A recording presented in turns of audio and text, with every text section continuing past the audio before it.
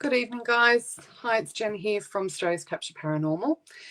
Tonight we are doing the Paranormal Truth. Just before we get started, I just wanted to apologise for last week. Wednesday afternoon, I became really crook, one of my flare-ups, and I ended up in hospital. But all's good now, on the mend. So tonight is should be our third instalment, but our second instalment of the Paranormal Truth. And this is just a place to come and have a chat about all things paranormal and spiritual, and just to answer some questions that we've been sent, or answers some questions that we get asked all the time. So okay, so this time of night, like I explained the other day, last week, this time of night's really difficult. I know it's the only time of night that I can do it. 7:30 is really difficult. People are just getting home from work and having dinner and getting the kids off to bed and ready for bed, that sort of thing. So, you're welcome to join me live and interact and ask questions and take part in the conversation. But I do understand that this time of night is really difficult for a lot of people. So you're welcome to watch it back. And if you're watching it back and you've got any questions or any comments, please just pop them down below, and I'll get to them the following week. Okay, so just a few things to update you with. I did mention that a couple of weeks ago that I made my own oracle cards. Hey Sarah, how are you, doll? Haven't seen you for ages. How have you been? So we made my own oracle cards. It's been something I've wanted to do for many, many years and never really pulled my finger out and did it. So I've actually done it now, and been working with these cards. I love them. I'm really happy with them. Been working with them for 2 weeks now, and it's going to take some time to get the vibe right and everything. But yeah, so far so good. Yesterday I popped into my favourite little shop in Penrith, and you've probably already seen that, the Cauldron of Wellbeing, and popped in and saw Lynn there, and I got some of my, you may have seen it on her Facebook page or mine, the blue lotus flower, and some more herbs. Oh, there we go. So these are both good for relaxation, spiritual work. Good, thanks to you. Yes, we definitely have to catch up. So these ones, you can either make a tea from them. I keep going the wrong side. Everything's back front. You can make a tea from them, or you can smoke them. Last night I made a tea, and yeah, it was really effective. Had a great night's sleep. Was really chilled, really relaxed. Had some little spiritual stuff going on. So so Lynn's really knowledgeable on all the herbs and things like that. So pop down. I did put a post up earlier this week saying that I'd got these, and a couple of people said that they didn't even know the shop was in Penrith. So if you park in the back of Judge's car park, she's right on the, and you walk through there towards High Street, she's right on the corner there of one of the arcades. I don't think it's Skipton's arcade. I'm not sure which arcade it is. She's not open Mondays, but she's open every other day, unless she's got a market on. Great stuff there. Awesome stuff. And I'll just show you this. I'm drinking out of this tonight. This is an early anniversary present from my beautiful husband. How cute's that? Also got some new books in this week. Started working on this one today. Energy Rules. It's about deflecting negative vibrations and owning your own energy. I've only got into the first chapter, and it's mind-blowing. So we'll be working on this in the Penrith Spiritual Group. So if you don't know about that, that is starting up. We have a Facebook group already. We've got about 55 members or 60 members or something like that. And we'll be having class circles starting in February. I think it's the first and the third Wednesdays of each month, starting February. And we'll be putting more information up. So if you're local and you're interested in coming along to that and being part of that class circle and learning everything spiritual, paranormal, personal growth, personal development, please just message down the bottom of this and I will send you the link. It's a private page, and that will be starting in February. So That book there, I was just doing some work on it today for class. So, all right, let's have a look. All right, we might just get straight into the questions. Feel free to pop up any questions that you've got, or comments, or ideas as we go through. So from David M. I've been to quite a few ghost tours. They all seem so different.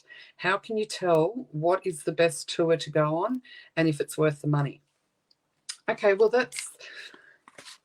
it is a little bit difficult because a lot of the tours that are around at the moment, some of them are called ghost tours, some of them are called paranormal investigations.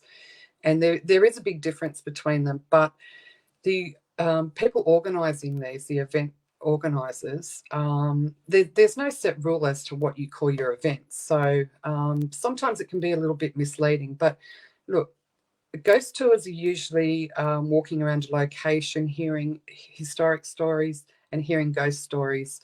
And, you know, there's not a lot of paranormal activity going on there. They're just telling you stories. Paranormal investigation is very different. So you can have the same thing. You can be walking around the location, hearing the history of it. You can be hearing past activity, spiritual activity they've had.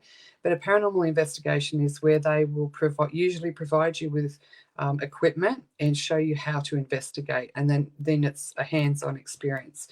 So look, these days, a lot of the tours and everything are done via, sticky tickets or something like one of those services. And just make sure that you're reading all the information that the organizer has provided so you know what to expect. Also, too, if you've got any questions or you're not really sure what something means, just contact the organizer and ask them. They're not going to mind that at all.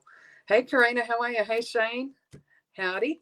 They're not going to mind questions like that at all, and it's best to ask those questions and get a full understanding of what you're going to be expecting before you pay for your ticket, because it's very, very hard for an event organizer to refund your money before the event, because you didn't read the information properly. So also another good way is to maybe go onto the event organizer's page, because they'll usually put up photos of the event that they've done, and usually the people that have been to that event will like it. So maybe go onto one of those and politely contact them through Messenger and just say, look, what did you think of it? I'm not sure if it's for me, and maybe just get some reviews or have a look at their reviews online.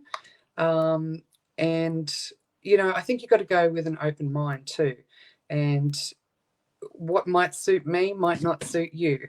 What suits you might not suit your partner. So it's a very individual thing. So it is hard to, they all do seem very different, but that's good because you've got different people with different ideas and different technology that they're using and that sort of thing, and different passions. So I know it is a bit difficult, and there are a lot of tours around, but look at your reviews, read your information on your ticketing before you sign up for your ticket.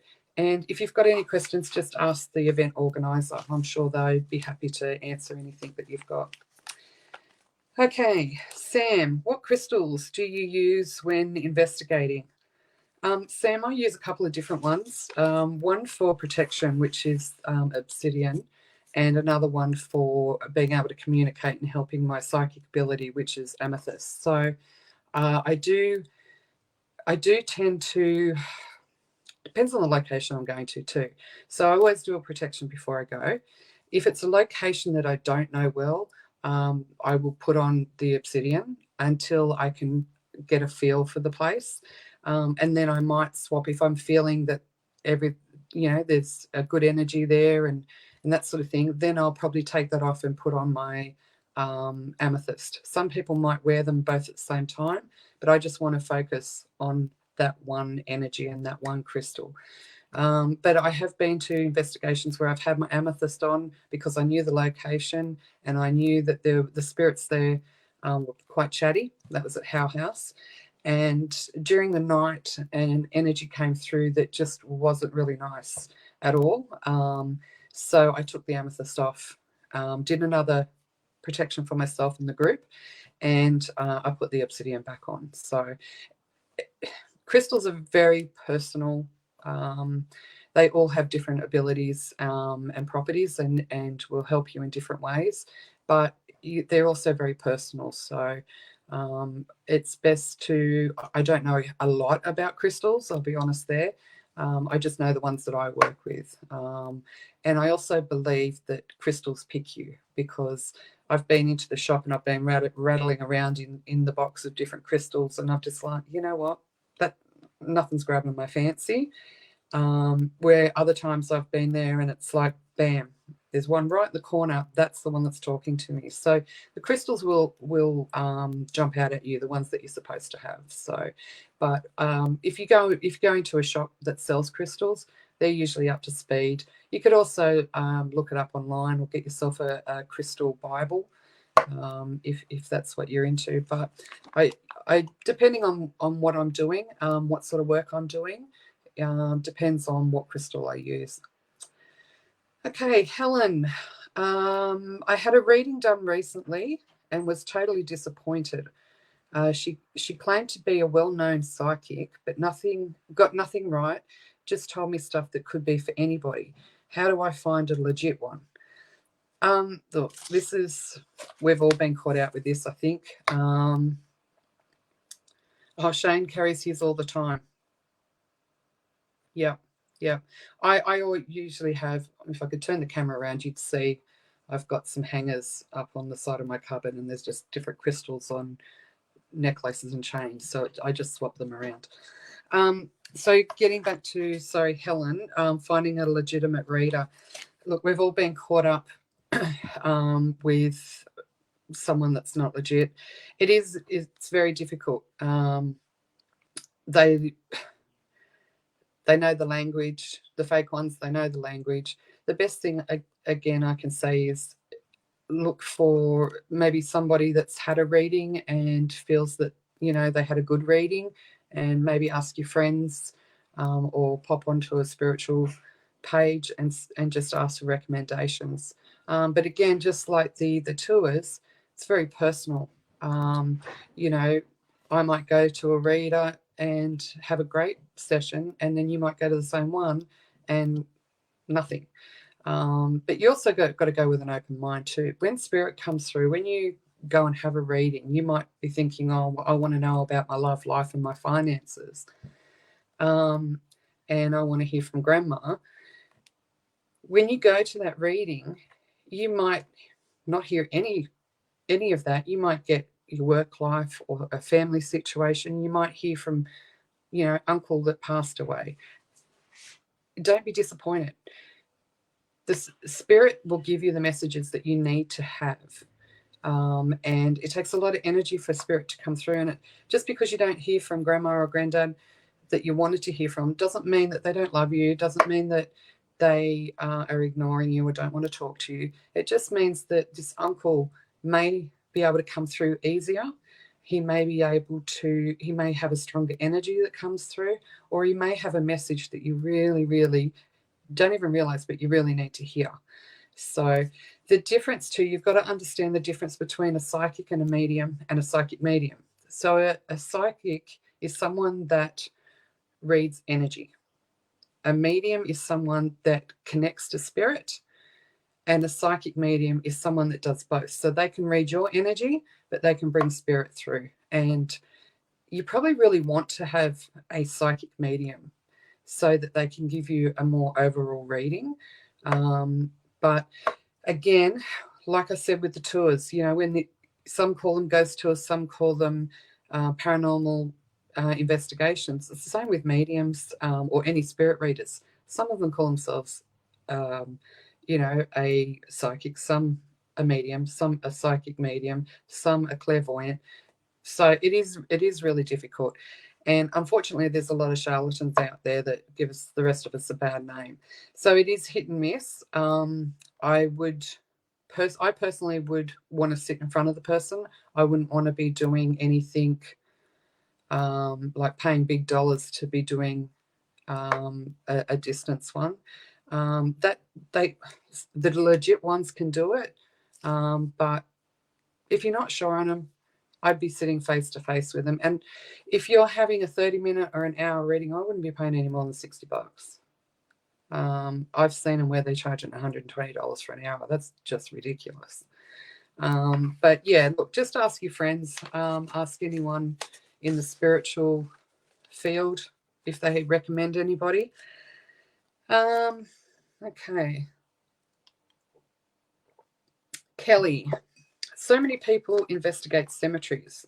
Are they really haunted, or is it just we expect them to be? Look, investigating cemeteries is a great way for people to start off and, I guess, get their nerve up and get some confidence. I've done it. I still go out and I love cemeteries. Rob and I will wander through a cemetery and just read the headstones and see if we pick up anything occasionally. I have been to many, many cemeteries that have had no activity whatsoever. I didn't feel anything whatsoever.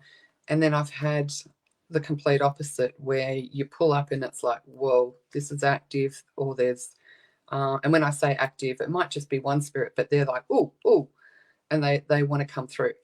So look, it's hit and miss. Something to be aware of, and there's one particular one.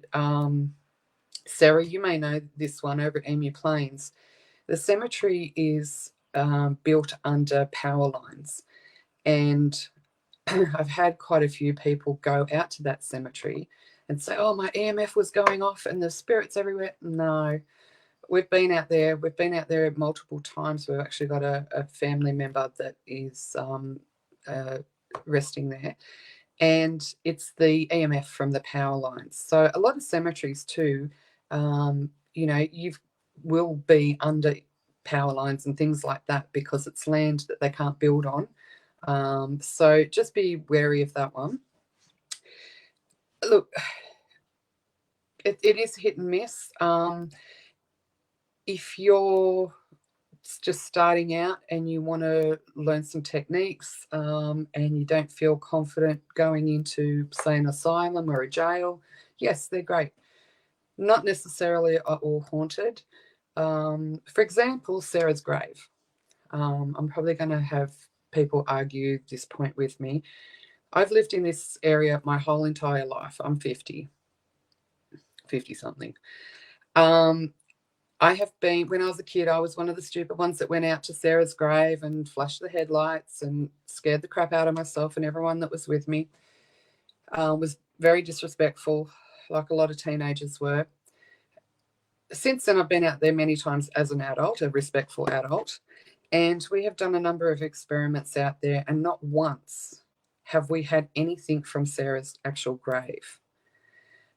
Shane, you feel comfortable in the cemetery. I think they're really peaceful and lovely and beautiful places. I find them really peaceful too, but I can understand why people get a bit freaked out by them.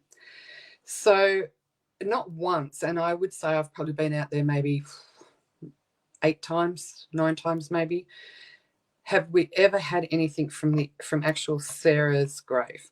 We have had little bits and pieces from some of the other graves in that area.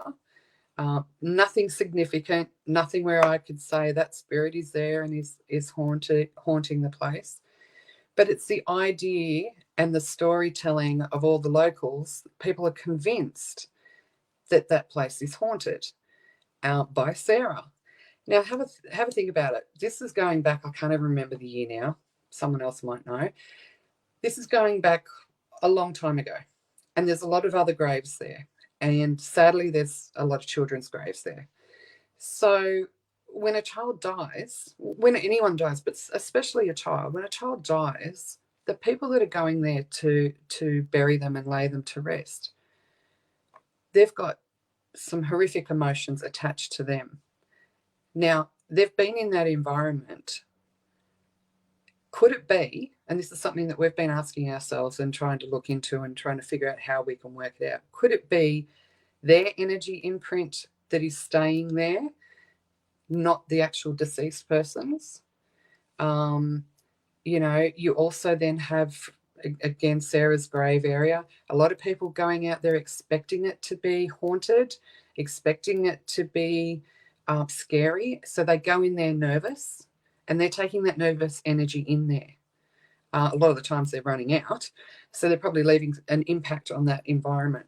So is it in a cemetery, is it the energy of the the person that's passed, or if we're picking up energy, is it energy from people that go and visit and are still mourning and have sadness?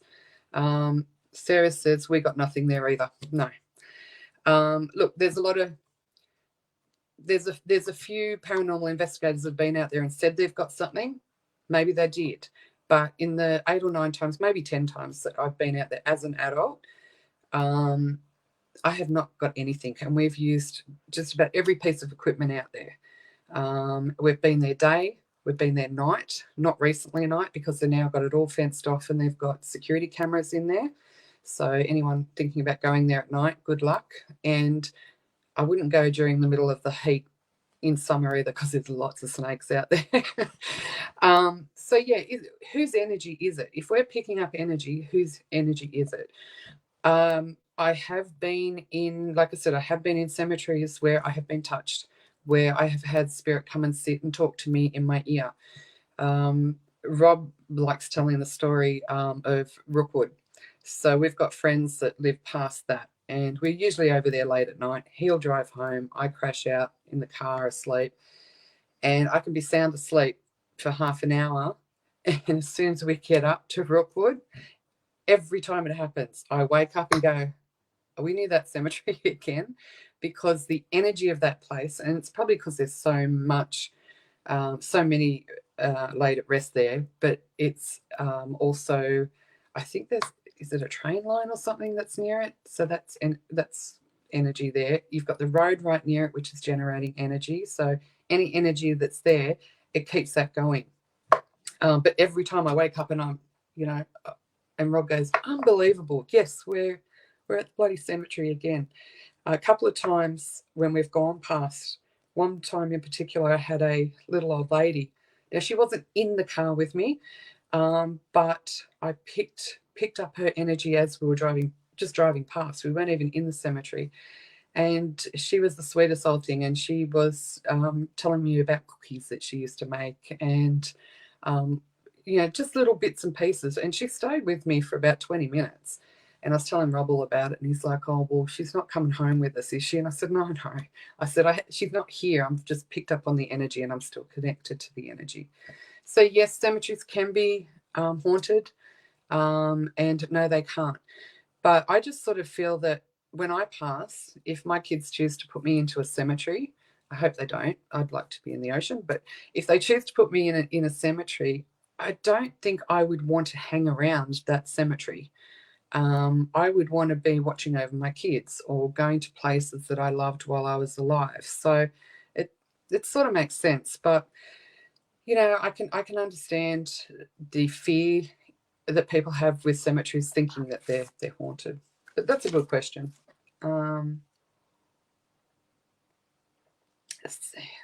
Sally B.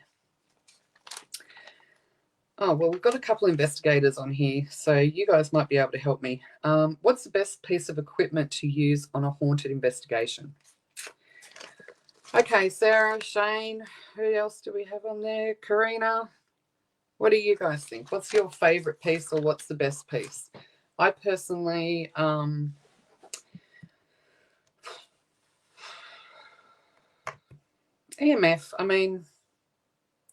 EMF's difficult. There's so many things that can give you a false reading.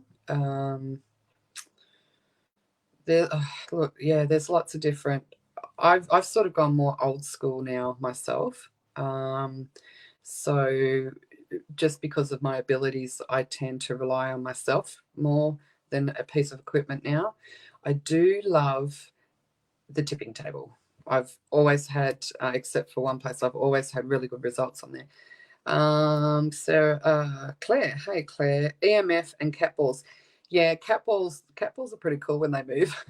So anyone that doesn't know what they are, they're cat balls. They've got little sensors and lights in them. You turn them on and you sit them in a spot, and they are pretty cool when they roll across the room, or roll downstairs or something like that. So yeah, I've got cat balls. I use them occasionally, but it also depends.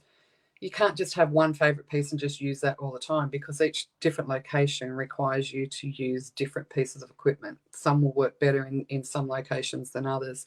Sarah, I guess it depends where you are. Yeah. My new favorite is the tripwire. Oh, okay. All right, cool. That sounds a bit dangerous though. I don't mind the laser grid too. The laser grid's pretty cool. But you have to have the right setting for that too. It's difficult. Like, Sarah, when we were doing How House, you couldn't really set that up because we were moving around too much. We used to set it up in the front room on the right that we weren't using, and we got a few little bits and pieces, but we've used it in tunnels a bit, and that works really well there because it's really, really dark. And when you're looking in the dark and you're like, did I see something? Is it my eyes playing tricks on me? When you're using the laser grid, there's no doubt about that. So I think every investigator's got their favourite piece that they enjoy working with, or they work better with because they've worked with it for a long time. But as far as, did she ask favourite or best? Best piece, yeah. Look, if you're, who was that? Sally. Sally, if you're looking at buying some equipment and you're only just starting, start with an EMF. Voice recorders are always good. I like the voice recorders, but you've got to get a good one. Look, there's lots of different pieces of equipment. I like the sensor lights too. Yeah, I'm not too keen on the SLS. Oh, hi, Barb. How are you? Voice recorder and camera. Yeah, voice recorders, you can get a lot of good stuff on the EMFs. And cameras are always great, Sarah, LOL, it's a 10 sensor EMF string of lights.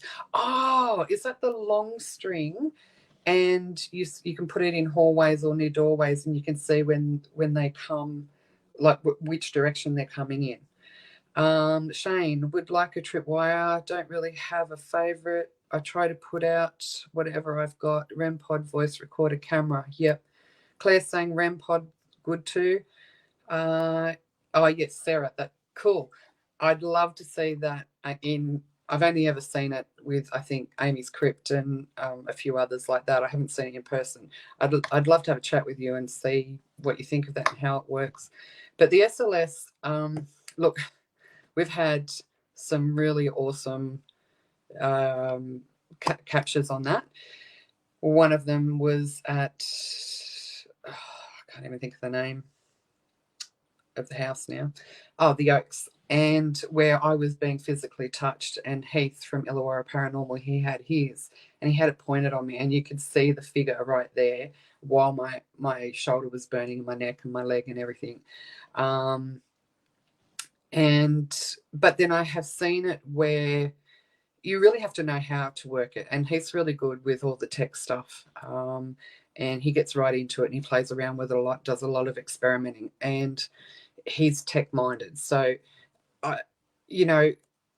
when he shows me a piece of evidence with a piece of equipment I don't quite understand, I truly believe that that's what he is getting, because he knows how to work it. Other people I've seen on YouTube and stuff like that, where they're using the SLS, they're moving it around, and what that does is it maps out, like if you've got a chair, it can map out a person, because what it's looking for body structure. So I've seen it map out a tree. So it's gone to a tree and a figure's turned up because the tree's got branches on it. I've seen it map out poles. So there's a lot of, Shane's saying the tripwire is basically a REM pod rope. Yeah, cool. Yeah, so I'm not, I think you really need to know your equipment. I could never work that, but I have seen it work really well. But only with Heath, and there was one other person that was able to use it and got we were getting not just that coming up, but we had all other stuff coming up, and I was having personal experiences. So yeah, look, different pieces of equipment for different locations for different people, but you really got to know how to work them. But yeah, I do like the cat balls. Okay, Melissa. Sometimes when I go on a ghost tour, I feel a tingling in my hands and arms. Is that spirit connecting to me? Quite possibly, most likely. We all have the ability to feel spirit, to feel energy. And this is one of the things that we'll be working on in the Pen Spiritual group in the classes. So we all have the ability to do it. Some of us are just more in tune with being able to pick up on that. And it could be that if this is something new to you, that it's your abilities are starting to kick in. I don't know how old you are, Melissa. Sometimes through teens, especially girls in early teens, around puberty, their abilities can start kicking in, where boys in the later teens, they can start to develop. Yeah, I'm not sure how old you are, Melissa, but to me it sounds like you are starting to sense. Hey, Sal, how are you? Yeah, so you're starting to be able to pick up and starting to sense spirits. So if that's something that worries you, maybe educate yourself a little bit more and understand it a little bit more. But I think it's probably something, I have a feeling it's something that is going to slowly creep up. I don't mean that to be creepy sounding, but you're slowly going to be able to start feeling more and more. But I think it's a good idea if you want to have this ability and to harness it, is to really educate yourself about it. But tingling in the fingers, that slight brush up the arm. Uh, Sally's loving the coastal life. I think she's trying to get me to move to Port Quarry. Claire's saying, yeah, her daughter started in her teens. Yeah. So it's usually the kids, usually the little ones, like babies up to 4 or 5, they will sense, and then they tend to lose it. But if they are more susceptible to be able to feel, then the girls usually get it around 11 to 14. So when puberty hits, and then the boys are usually 17 to 19, 20, when that hits for them. And then after that, it's usually women. Usually women around menopause age, it'll kick in, and for men, it's usually early 30s. So it goes on our thyroid. Actually, it's very complex and that sort of thing. But it can also be thrust upon you quite quickly if you've had some major life change. It also works in the reverse. If you have ability and you're quite good at picking up spirit and energies, and you have a major life trauma or stress, those abilities can feel like they've been stripped away. Then you haven't lost them. It's your spirit guides just taking that away from you. So it's one less thing that you have to contend with while you need to put your energy somewhere else. So 10 years ago, when I got really, really sick, I nearly lost my life. My spirit guides, I didn't know it worked like this. My spirit guides just went, whoa, okay, we're taking all that, we're taking it off you. So when I started to heal physically, I'm like, where are they? Why am I not? I've had it all my life. And it was a tough time for me, actually, because it felt like someone had chopped your arm off. It's something you'd always had.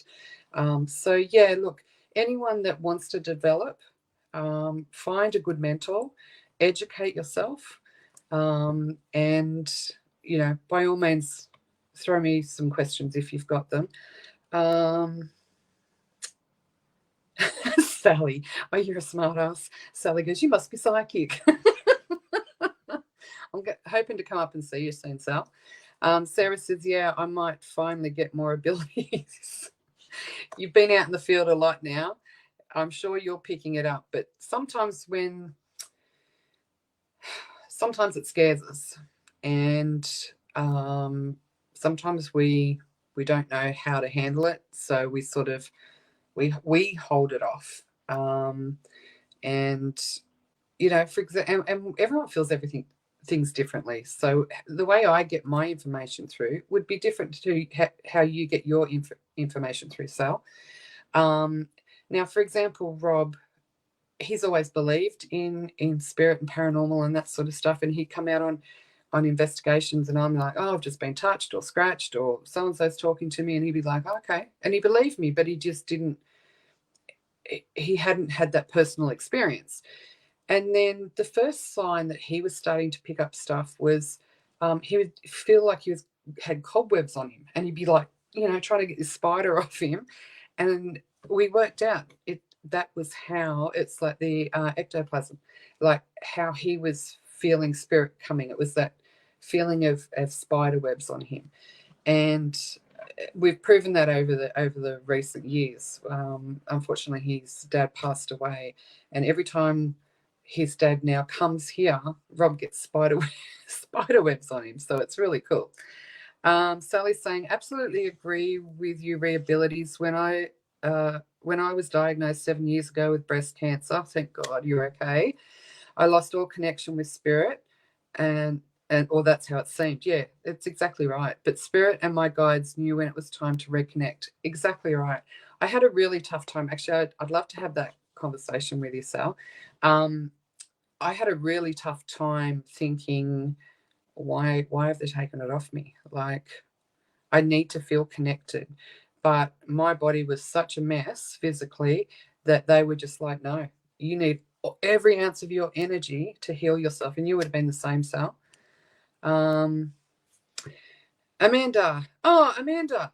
Okay, so we have got a meetup for the Penrith spiritual group. I don't know what's going on, Amanda. We have tried so many different ways to get you into that group. Are you planning any paranormal meetups, ghost hunts? Eager to try out my new Ovilus. Well, we don't work December, January, just because, well, for two reasons. It's too bloody hot and I don't like the heat. And secondly we just dedicate those 2 months for our family. So we've got lots of Christmas stuff on, catching up with friends, that sort of stuff. So we don't work December, January. We have a couple of private investigations going over the next 2 weeks. I will be leaving here. I've got a wedding on Sunday. I'll be leaving here Monday. I'm going up north. Not as far as you, Sal, sorry. I wish. And we'll be doing a couple of private investigations there, and I'll try and do something. But we don't have any public stuff until next year. But Amanda, I will try and message you tomorrow, and we'll try and get you into this group. But we do have a morning tea for the group to meet up, so I'll give you that information. Shane, I guess you could say I have a twin, a friend Heath and I have. Whenever the two of us are together, it seems we become more sensitive to. Yeah. So you bounce you bounce off each other too. It's also like Belinda from Western Sydney Spirit Sisters and myself. We bounce off each other all the time. We both get our information differently, and every single person that has ability gets it in a very unique way. And even that unique way changes over time. So I remember when I was younger, I could just sense stuff. Like, it was like, how do I know that? And then I stopped being able to sense it, and then I could hear it. And then I stopped being able to hear it, and I could see it. And then I started being able to taste stuff. And it was bizarre. And I said to my mentor at the time, this is going back 15, 20 years ago, I said, what's going on? I'm not being able to connect. And she said, what your guides are doing is they've given you an ability, and not that I mastered it, trust me, I didn't, but my guides felt that I got to a stage where I guess maybe they were happy with it. or that I maybe was becoming too complacent. So they went, we're going to take that off you and we're going to throw something else at you to make you work a little bit harder. And then once I had, I guess, a taste of all the different, we call them the clairs, clairsentience, clairaudience, all that sort of stuff, then it all came in a big ball and they threw it back at me. But in saying that, like last week when I got ill and I had a flare up and ended up in hospital, I'm constantly having flare ups. I have 6 autoimmune diseases and constantly in pain, constantly on medication, some good stuff, some of the endone and the morphine last week. That also affects my abilities. So not so much, it's not so much spirit now taking it away from me. It's the medication. The medication screws me over, and I've also learnt not to be open 24/7 to spirit, and that's a hard thing to do. But like you were saying, Shane, like when the two of you are together, you and Heath are together, you bounce off each other and you seem to sense things. It could also be that you guys have got a good relationship and you trust each other, so you feel more open to being able to explore your own personal abilities. And it is, I think it's, sorry, I'm really sweaty. It's hot in here. I think it's more difficult for men, and I'm not trying to be sexist, but I think it is more difficult for men to be a little bit more open to it, just because it's, look, we're still going through this period of acceptance and the society accepting it. I get strange looks and comments all the time when I say, oh, yeah, I'm a medium, I'm a witch, I'm a paranormal investigator. People are like, oh, okay, you're one of those. I really don't give a shit anymore. I used to, and I used to hold myself back and not be myself. I really don't give a crap anymore. But Shane, that might be why, because when the two of you are together, you're comfortable with each other. Amanda, yeah, Claire's can be a pain sometimes. When it's swapping around and you're not understanding that it's supposed to be swapping around, it can be, yeah. I get that all the time too. Yeah. Sarah Acton, you go, girl. Thanks, honey. Look, a part of this, actually, Sarah, I'd love you to come to this spiritual group. We're going to be doing a lot of personal development and things like that. But I don't know whether it's my age or we've had some family issues that I've had to deal with probably for the last 18 months, really.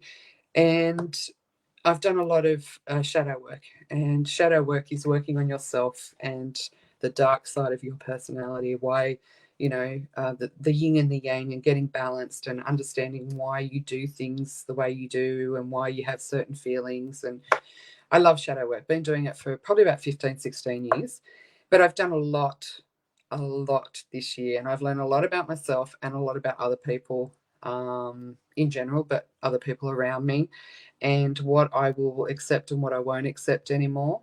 And it's been tough. It's probably been the hardest year of my life, but it's given me the balls that I always wanted to have. So yes, you go, girl. Yeah, so okay. I think we've got one or two more. We've got 2 more. Sorry, I'm talking too much. Cool cup. Okay, Robin. Yeah. I've used the Ouija board a few times and not much has happened. Is it really dangerous and should I stay away from it? Okay, so hands up, me included. Who used the Ouija board when they were younger, didn't know what they were doing, thought it was a bit of fun. It's bloody dangerous when you use it like that. Look, excuse me. I've been using the board now for 30 years, on and off.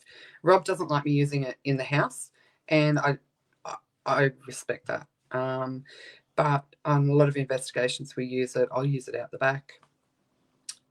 You really have to do it with respect, not muck around. You don't want to be calling up Charles Manson and shit like that, because you could get him.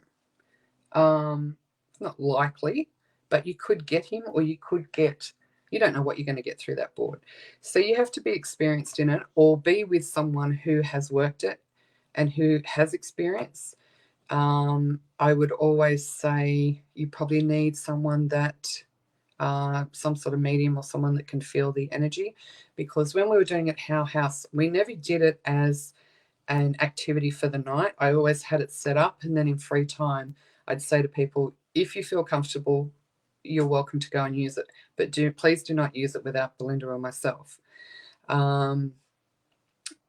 because Belinda and I can both feel, as the energy comes in, we can both feel whether it's okay to keep going, or let's stop this now. It's also you need I think a mediator, just to make sure that there's no one being silly on the board. I've had a few strange, weird things happen, but I've also had some beautiful things happen. I had my grandfather come through to me. It's the only time he's been able to come through to me on the board. It was almost 22 years ago today. He actually came through and told me that Rob was going to propose to me. He told me where, the date. He got it all right, and I had no idea Rob was going to come home from a holiday overseas and propose, and he did on the day before. But so I've had some beautiful connections with it there. So and we've had some beautiful connections for our guests that got on the board, where loved ones have come through, and has given them some closure, or messages that they needed. So yes, it is dangerous. No, you don't have to stay away from it, but I would suggest that you don't do it on your own, for starters, and you do it with someone that's, either got the same ability as you, or maybe a little bit more. I'm not sure really how much ability you have, or how much experience you've had with it. Also, too, with the boards, whenever I use the board, or someone uses my board, I tend not to let anyone that I don't know really well, or don't trust, not to use my board, because you don't know what they're going to be doing with it.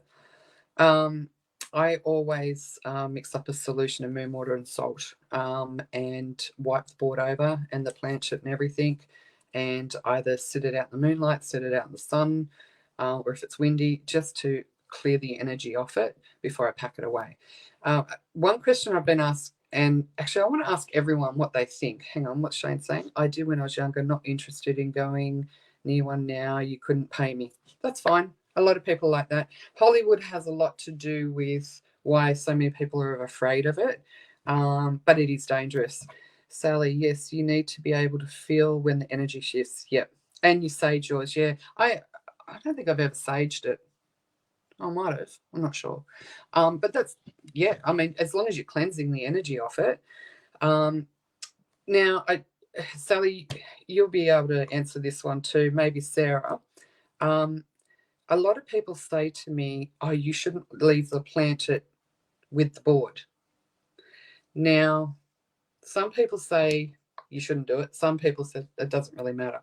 I am a believer that it doesn't really matter, because if you've cleansed it properly, you're only storing it like that, and there's no energy on there. Some people are like, don't put the planchet there because it's going to move on its own and all that sort of stuff. So I'd be interested to see what you guys think. Should you keep your planchet separate to your board, or does it not really matter? Or you're not sure? What do you do if you've got a board? All right. Last question. I love table tipping. I've seen table tipping videos. I don't know how legitimate they are. How does it work? And what sort of table do you need to use? I can tell you table tipping is legit. If you've seen any of who's this? Ben. If you've seen any of our videos of table tipping, 100% hand on heart. All of our table tipping sessions that we put up are legit. I don't think, Sally's saying, I don't think it matters. We're going back about the planchet and the board.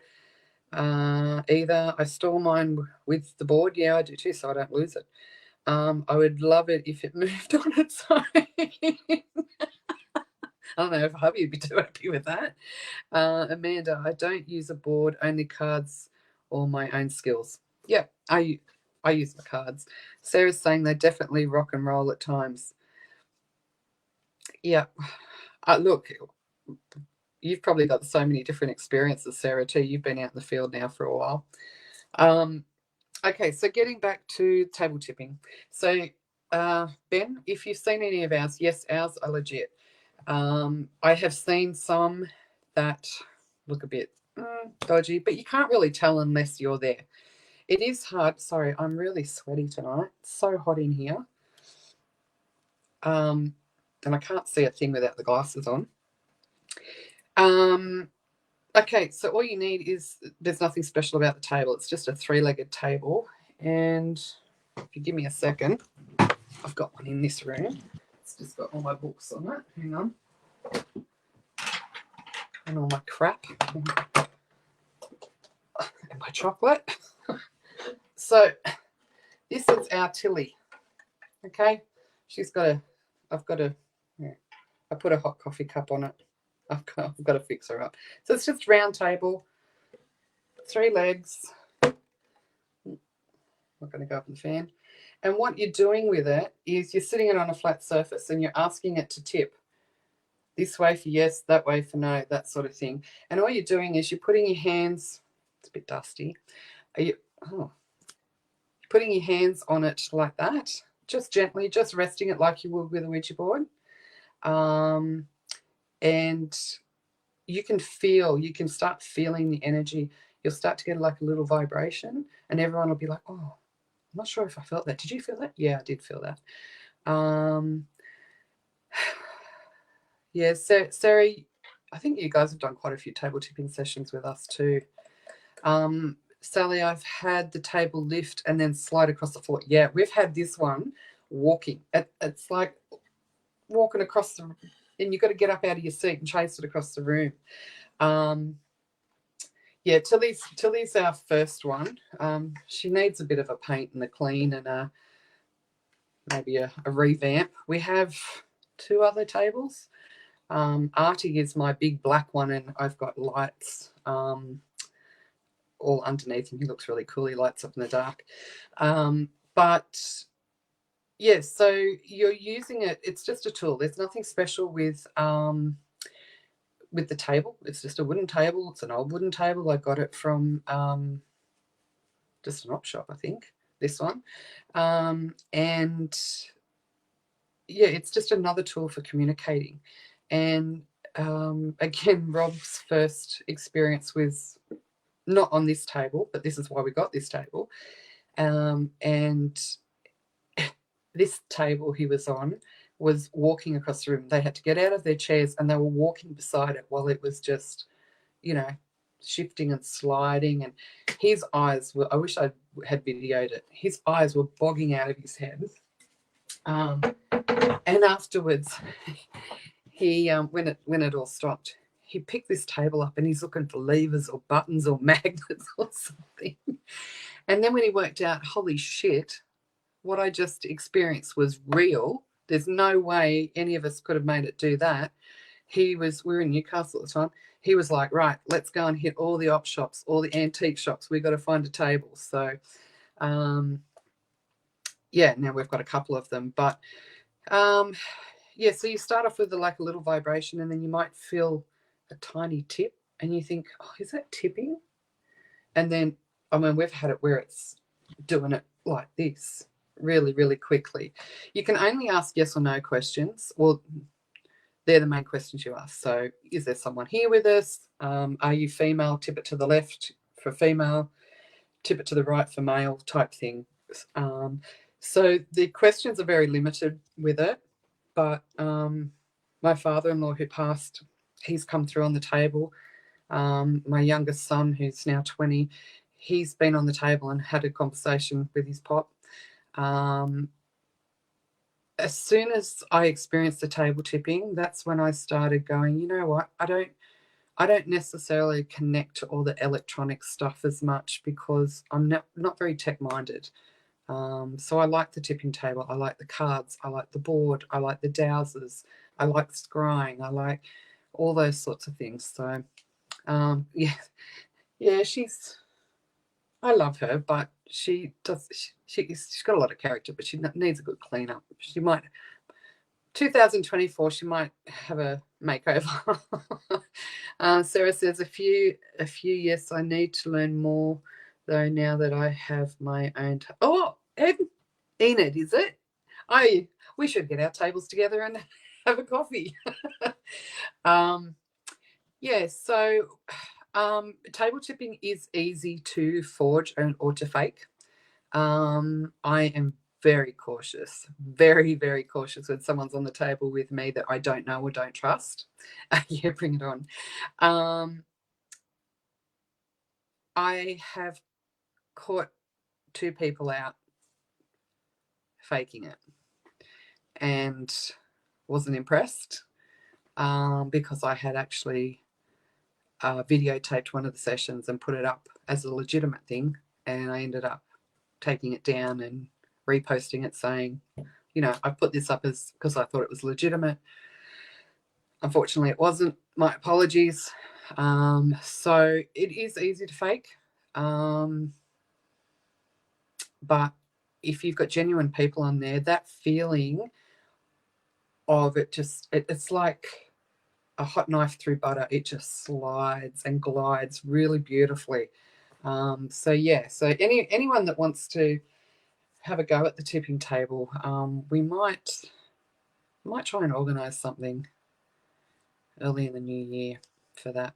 Amanda's saying I'm not a techie either, but I like the tech for extra substance. Yeah, I mean it's always good to have some tech there, just to confirm. Like it's always great if you've got the tipping table going, you've got some cat balls, you've got some the EVP or EMF, and everything's going off at once. Well, then obviously you've got something, and it is all the tech is good to validate, I guess, what we're feeling. So, all right, did I answer that? And what sort of table do you need? Yeah, it's just a normal table. All right, guys. So I am going to head off. I've got quite a bit to do the next 7 days, and I am way behind because I've been reading my books too much. I'll show you the ones that I've got a whole heap of new books in today. 8 Secrets of Powerful Manifesting. So I haven't started that one yet. The Wisdom Wheel. 365 Days of Divine Feminine Wisdom. And this is the one that I started on today, the Energy Rules.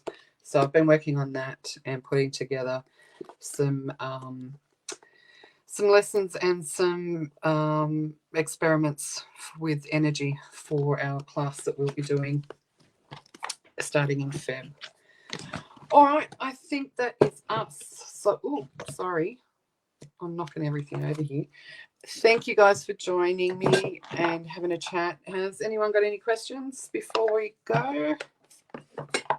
Yeah, you're wary of them too, Sally. I'm the same. I don't want to be, but I think it just comes naturally. It's good to be skeptic, not so much of people, but it is good to be skeptic. Oh, you take care too, Sarah. It's nice having you along, and we definitely will have to catch up. Shane, night, Jen, take care. Night. Say hi to all the guys down in the gong for me. All right, guys. Thank you again for jumping on and having a chat. I will be away next week, but we are still going to be going live. So I don't know whether we're going to be in a haunted location, abandoned location, or just my hotel room. But we will be going live because I've got lots lots more questions that are coming through. So if you've got any questions, please stick them on the bottom of here or message me privately on Australia's Capture. Please don't send them to my my personal one. My personal Facebook is just for my fam. Okay, so but you can contact myself, Rob, through the Australia's Capture Paranormal page. Okay, I'm going to go and make myself another cup of tea and get into. I'm actually doing Christmas wrapping tonight. I know it's early, but it's almost done, and I want it done. We're having an early Christmas with my grandson, so I've got to get it all organised. All right, have an awesome rest of the week. Have a really great weekend. I hope you've got something interesting or relaxing to do for the weekend. And I will catch you next week, if not before. All right, take care. And yeah, Sally, we're working on it. All right, take care, guys.